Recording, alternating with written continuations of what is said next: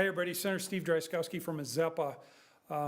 I serve on the State and Local Government Finance Committee actually with Senator May Quaid, and her and I first ran across this issue last year during the legislative session here when we were talking about data centers and the experience that happened in Farmington. And we actually, the Senator May Quaid brought an amendment on the floor of the Senate that ended up dying in a tie vote. It was bipartisan support and bipartisan opposition. It's one of those issues where you are going to see that. And as we have talked in the Senate, we are seeing actually momentum growing with additional support happening. So I think the bipartisan support part is growing to be bigger than the bipartisan opposition part. We're hopeful that that will result in passage in the Senate where the bill currently sits.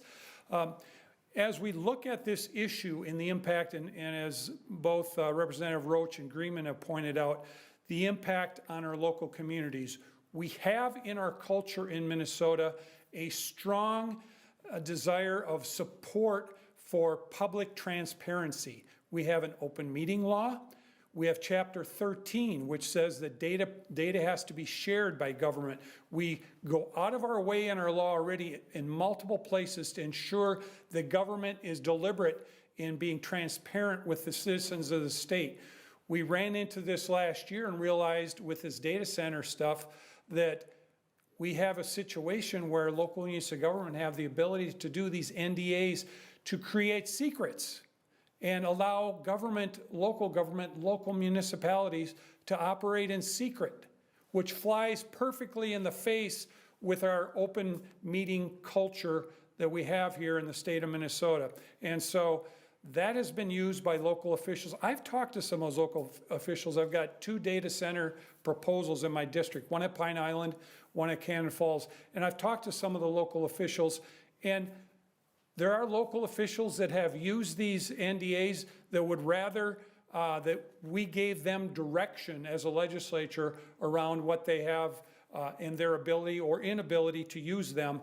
And it's not as if local government officials are going out of their way to want to use these, but they're put in a position where oftentimes they may feel that they have to use them because of local politics around proposals, etc. If we outline this in law and create rules for local governments, and we need to remember that the local governments are creatures of the legislature. The legislature created the counties. The legislature creates the ability and the laws for the municipalities to operate, and that is our role and our function here. So we are going to continue to work on this bill. Hopefully we'll get it passed through the Senate.